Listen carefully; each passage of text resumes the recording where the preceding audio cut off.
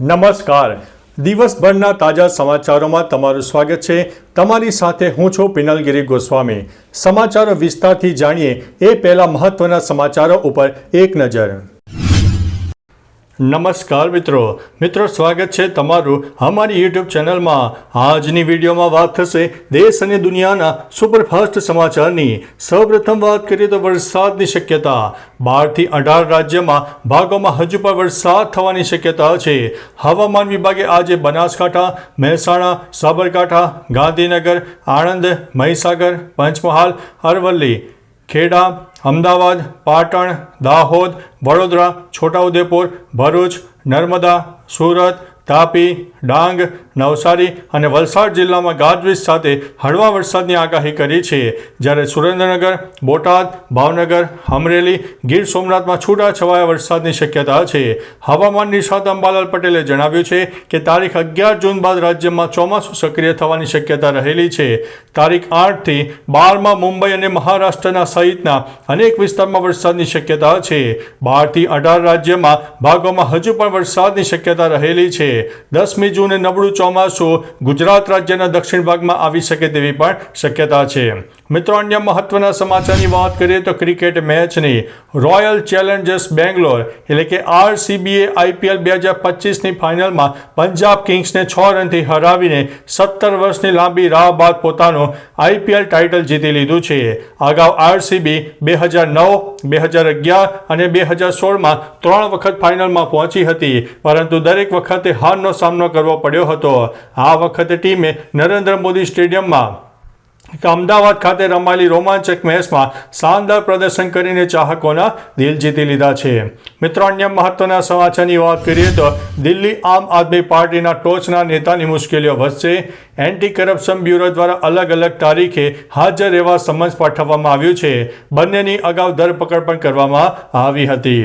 મિત્રો, અન્ય મહત્વના સમાચારની વાત કરીએ તો વડોદરાથી મોટા સમાચાર સામે આવી રહ્યા છે. ઓપરેશન સિંદૂરથી પ્રેરાઈને આ 10 વર્ષના બાળકે પોતાની બચત સૈનિકો માટે આપી છે. પોતાનો જે સેવિંગ એકાઉન્ટ હતું, જે ગુલ્લક હતું, તેમાંની જે રકમ છે સૈનિકોને આપી દીધી છે. મિત્રો, અન્ય મહત્વના સમાચારની વાત કરીએ તો રાહુલ ગાંધી ફરીથી વિવાદમાં આવ્યા છે. કોંગ્રેસ સાંસદ અને લોકસભામાં વિપક્ષના નેતા રાહુલ ગાંધી ભોપાલના પ્રવાસે હતા. આ દરમિયાન તેમનો એક વિડીયો સોશિયલ મીડિયામાં ઝડપથી વાયરલ થઈ રહ્યો છે. આ વિડીયોમાં જોવા મળી રહ્યું છે કે રાહુલ ગાંધી PCC મુખ્યાલયમાં ચંપલ પહેરીને દાદી ઇન્દિરા ગાંધીની પ્રતિમાને પુષ્પાંજલિ અર્પણ કરી, જેને લઈને ભાજપ રાહુલ ગાંધી અને કોંગ્રેસ ઉપર બરાબરના પ્રહારો કર્યા છે. મિત્રો, અન્ય મહત્વના સમાચારની વાત કરીએ તો પાકિસ્તાનમાં આવેલા જોરદાર ભૂકંપને લઈને તેનો લાભ લઈને કરાચી જેલમાંથી 216 કેદીઓ ફરાર થઈ ગયા છે. ગોળીબારમાં એકનું મોત થયું છે, જેમાં 80 કેદીઓ પણ ઝડપાઈ ગયા છે. મિત્રો, અન્ય મહત્વના સમાચારની વાત કરીએ તો કોરોનાનો કેસ ગુજરાતમાં વધી રહ્યા છે. રાજ્યમાં કોરોનાએ ફરીથી માથું ઊંચક્યું છે. અત્યાર સુધીમાં 461 એક્ટિવ કેસ પણ નોંધાઈ ગયા છે. મિત્રો, અન્ય મહત્વના સમાચારની વાત કરીએ તો વડોદરામાં દુષ્કર્મ કેસનો આરોપી પૂર્વ ધારાસભ્યનો પૌત્ર 18 દિવસ બાદ ઝડપાઈ ગયો છે.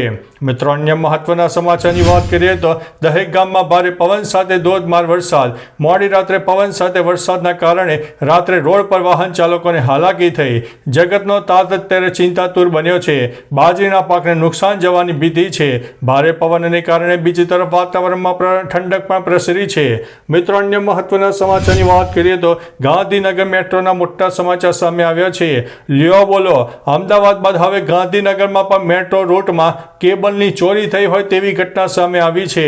મિત્રો, અન્ય મહત્વના સમાચારની વાત કરીએ તો ઓપરેશન સિંદૂર.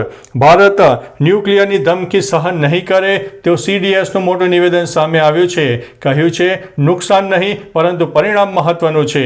મિત્રો, અન્ય મહત્વના સમાચારની વાત કરીએ તો IPL ફાઇનલમાં પંજાબ સામે RCBની જીત થઈ છે. મોદી સ્ટેડિયમ બહાર ફેન્સની ધૂમ જોવા મળી છે. લોકો નાચતા જોવા મળ્યા. સુરત અને રાજકોટમાં લોકો રસ્તા પર ઉતર્યા અને ફટાકડા ફોડીને જીતને વધાવી હતી. મિત્રો, અન્ય મહત્વના સમાચારની વાત કરીએ તો મહાનગરપાલિકાની વેબસાઇટ પર સાયબર એટેક જોવા મળ્યો છે. વાત છે રાજકોટની. ડેટા ચોરીની શંકા પણ છે. 400 જીબીથી વધુ ડેટા ચોરી થયાની શક્યતા છે. BSNLની સાયબર સિક્યુરિટીની અલગ અલગ 3 ટીમે તપાસ આદરી છે. મિત્રો, અન્ય મહત્વના સમાચારની વાત કરીએ તો પૂર્વ ભારતમાં વિનાશ વેરતા વરસાદ જોવા મળ્યો. પૂર અને ભૂસ્ખલનની પરિસ્થિતિ સર્જાઈ છે. આસામમાં પણ 4 લાખ લોકોને તેની અસર થઈ છે. મિત્રો, અન્ય મહત્વના સમાચારની વાત કરીએ તો કોરોનાએ ફરીથી ચિંતા વધારી છે. 24 કલાકમાં 5 લોકોના મોત થયા છે. એક્ટિવ કેસનો આંકડો 4000ને પાર થઈ ગયો છે. મિત્રો, અન્ય મહત્વના સમાચારની વાત કરીએ તો ખેડાના નડિયાદમાં મહાનગરપાલિકાના સફાઈ કામદારોની હડતાલ જોવા મળી. શહેરના મુખ્ય માર્ગો પર કચરાના ઢગલે ઢગલા જોવા મળી રહ્યા છે. મિત્રો, અન્ય મહત્વના સમાચારની વાત કરીએ તો પાકિસ્તાનમાં ભારતનો વધુ એક દુશ્મનનો ખતમ થઈ ગયો છે. જૈશના આતંકી મૌલાના અબ્દુલ અઝીઝનું રહસ્યમય મોત થયું છે. તો ચાલો મિત્રો, ફરીથી દેશ અને દુનિયાના સુપરફાસ્ટ સમાચાર લઈને મળતા રહીશું. ત્યાં સુધી અમને રજા આપશો. નમસ્તે.